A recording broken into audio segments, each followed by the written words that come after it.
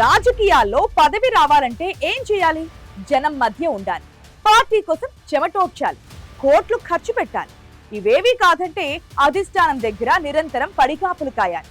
కానీ ఇవేవి చేయకుండానే, అడగకుండానే కీలక పదవులు వరిస్తే అది కూడా ఒక పదవి కాదు, రెండు పదవులు కాదు. ఒకవైపు అధికార హోదా, మరోవైపు పార్టీ జిల్లా బాధ్యతలు. కానీ ఆయన మాత్రం నియోజకవర్గానికి వెళ్లరు, జిల్లాలో కనిపించరు. ఉండేది బెంగళూరులో, చేసే రాజకీయం మాత్రం ఏపీలో. అందుకే ఆయన్ని లోకల్ నాయకులంతా లక్కీ భాస్కర్ అని పిలుస్తారు. అసలు ఈ గెస్ట్ పాలిటిక్స్ చేస్తున్న నేత ఎవరు? ఆయనకెందుకు అధిష్టానం ఇంత ప్రయారిటీ ఇస్తోంది? పదవులకు ఆయన న్యాయం చేస్తున్నారా లేక ఎంజాయ్ చేస్తున్నారా? Let's watch.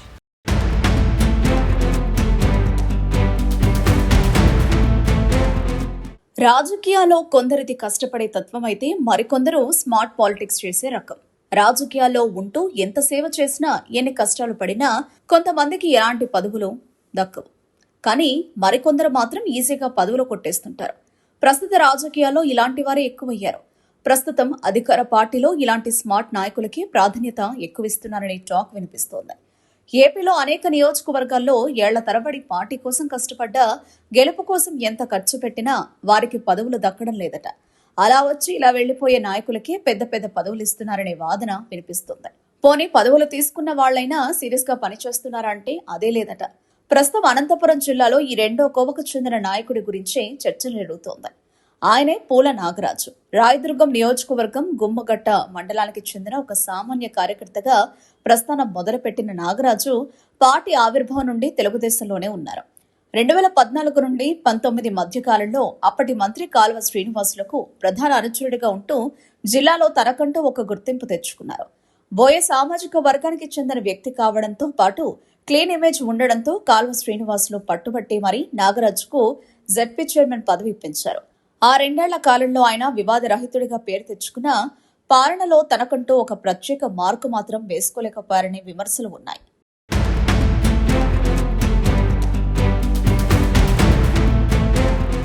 అయితే అంతా సవ్యంగా ఉందనుకున్న సమయంలోనే 2019 ఎన్నికల ముందు ఆయనలో ఎమ్మెల్యే కోరికలు మొదలయ్యాయి.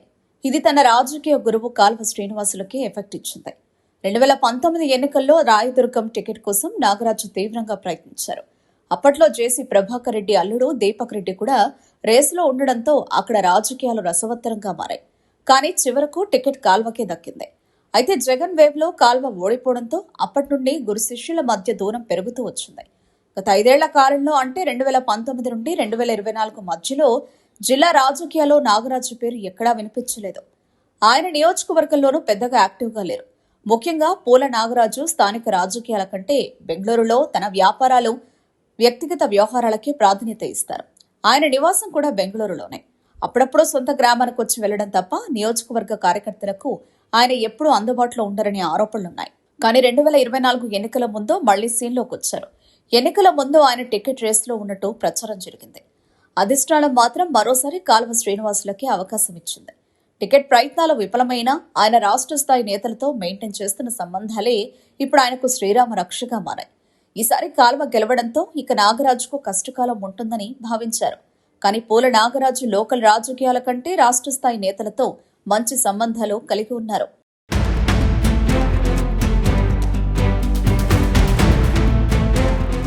ఇక కూటమి ప్రభుత్వం అధికారంలోకి వచ్చాక నామినేటెడ్ పదవుల కోసం తీవ్రమైన పోటీ నెలకొంది.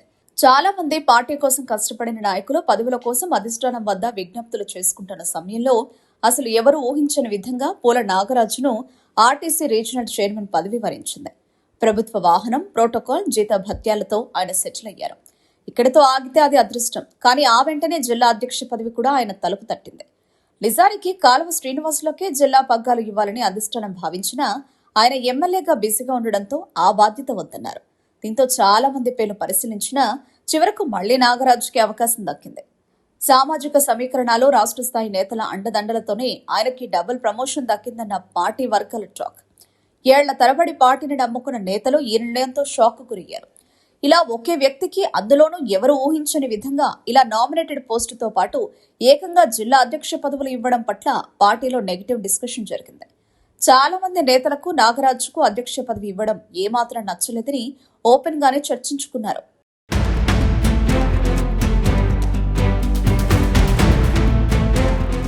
ఈ పరిణామాల నేపథ్యంలోనే ఆయన జిల్లా అధ్యక్ష బాధ్యతలు చేపట్టారు. అధ్యక్ష పదవి అంటే జిల్లాలోని అన్ని నియోజకవర్గాలను సమన్వయం చేయాలి. కానీ నాగరాజు తీరు అందుకు భిన్నంగా ఉంది. ఆయన జిల్లా కేంద్రానికి వస్తారు, అధిష్టానం చెప్పిన ఏదో ఒక కార్యక్రమం కానిచ్చేస్తారు. సాయంత్రానికి మళ్లీ బెంగళూరు ఫ్లైట్ లేదా కారెక్కిస్తారు. జిల్లాలో పట్టుమని 2 రోజులు కూడా లోకల్ గా ఉండని ఈ నాన్ లోకల్ ప్రెసిడెంట్ వల్ల పార్టీకి ఒరిగేదేమిటనే ప్రశ్నలు తలెత్తుతున్నాయి. ఎమ్మెల్యేలతో కూడా ఆయనకు సరైన సమన్వయం లేదని, కార్యకర్తలు ఏదైనా సమస్యపై వెళ్లినా ఆయన దొరకడం లేదని ఆరోపణలు వస్తున్నాయి. ఏదైనా సమస్య వస్తే చెప్పడానికి లోకల్ గా కూడా ఉండడం లేదని, ఆయన ఫ్యామిలీ మొత్తం బెంగళూరులో ఉంటారని అంటున్నారు.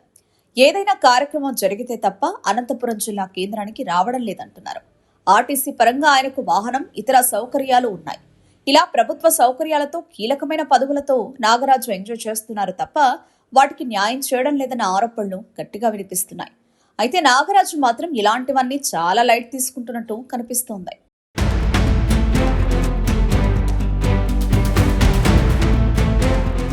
జిల్లా అధ్యక్షుడిగా ఉండి కూడా ఆయన పార్టీ కార్యక్రమాలకు సమయం కేటాయించలేకపోతున్నారని నెగటివ్ టాక్ జిల్లాలో మొదలైంది.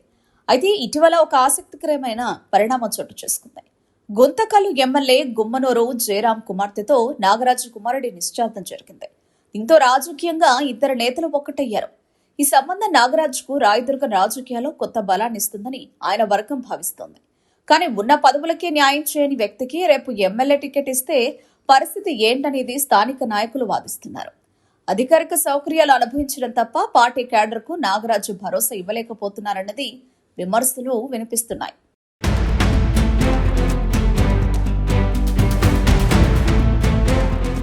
మొత్తానికి జిల్లా అధ్యక్షుడిగా ఉన్న పూల నాగరాజు స్టైలే వేరంటున్నారు టీడీపీ క్యాడర్. అడగకుండానే పదవులు, అడిగితేనే రాని అదృష్టం ఆయన సొంతం. కానీ పదవులకు కేవలం అలంకారప్రాయంగా ఉంటే సరిపోదు.